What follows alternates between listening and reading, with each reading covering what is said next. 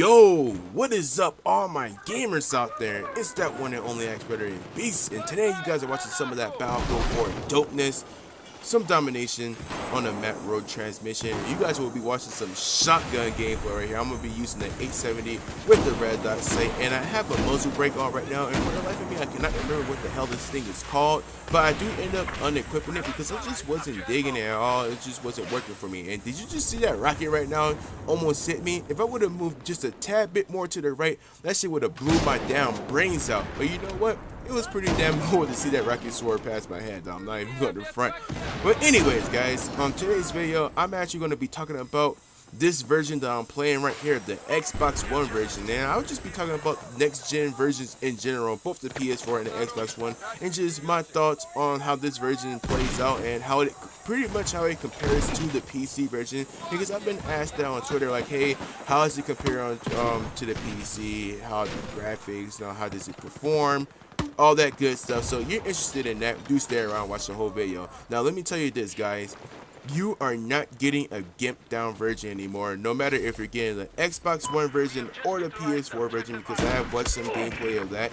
You will not be receiving a GIMP down version like you did with the PS3 and the Xbox 360, because let's face it, those consoles are old and they can only do so much. Only 12v12, smaller maps, 30 frames per second, and all together, compared to the PC version, it was just gimped down. But this time around, guys, you are going to be getting a PC-like experience. Like when I jumped on the Xbox One version, I didn't really feel like there was that huge of a difference. Now, obviously, with a keyboard and mouse, you can kind of aim a little bit better, and it feels a tad bit smoother, and the graphics can be a tad bit better. But all in all, guys, you are getting the PC-like experience. 60 frames per second. Let me tell you, this is pretty cool to be actually able to play Battlefield 4 on consoles at 60 frames per second right there, and that's a huge deal. I know some people are like, well, I don't care if it's 60 frames or 30 frames as long as the game is fun, and yeah, that could be true, but the thing is, with first-person shooter games and online games in general, it's just better to have that 60 frames per second. And now that Battlefield has that, it can really kind of compete with Call of Duty. And I know I'm not trying to have this Call of Duty versus Battlefield thing going on, but one thing that Call of Duty did have an edge over in the current gen consoles, or I should say last gen, was the fact that it had 30 frames per second, or 60 frames, excuse me, while Battlefield only had 30. But now that, you know, they have 60 as well, and I keep getting mixed up with the numbers, so you have to forgive me, but now they have 60, it's a pretty even playing ground, guys. So either way, playing 60 frames per second on consoles is pretty damn cool. Now the visuals look pretty damn good. I was actually surprised. Now I wasn't as surprised because I do have a gaming PC, so I can see how well Battlefield 4 can look. But let me tell you guys, the Xbox One and the PS4 are not that far behind as well. Now, I don't have the PS4 version in my face, obviously, because I don't have a PS4 yet.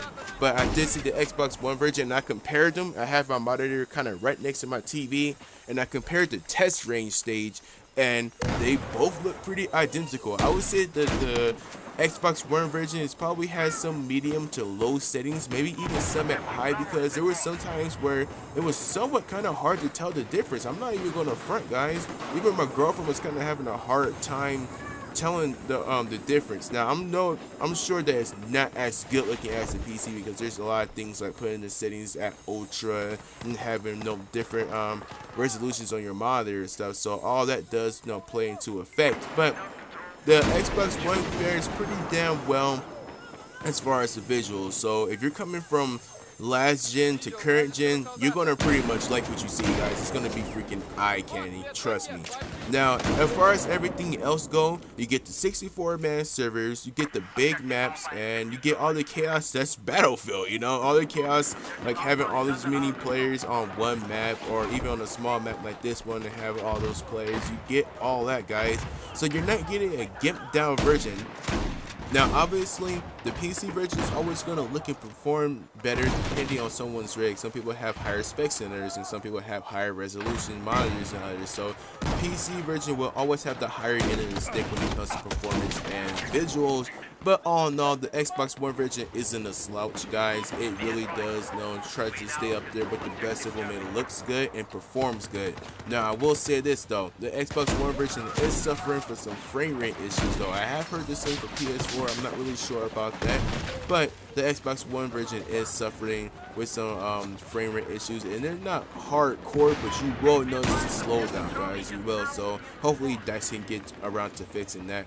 This just comes to show that EA should have really gave Battlefield 4 enough time. DICE should have been able to focus on it more, because this game is plagued with problems right now, as you probably know by now if you're playing Battlefield 4 constantly. But hopefully they can get around to fixing that. But all in all, like I said, compared to the PC version, the Xbox One version isn't no slouch at all. And you'll be happy to know that, well, like I said earlier, you are going to be getting a PC-like experience on both next-gen consoles. So yeah, that's a great fucking thing right there. A great thing. Now, anyways, if you enjoyed the video, leave a thumbs up. It always does help. And if you're a new viewer, do not hesitate to subscribe. Do it, damn it. Just do it. That's what all the cool kids are doing. Anyways, I'll be talking to you guys later. Peace.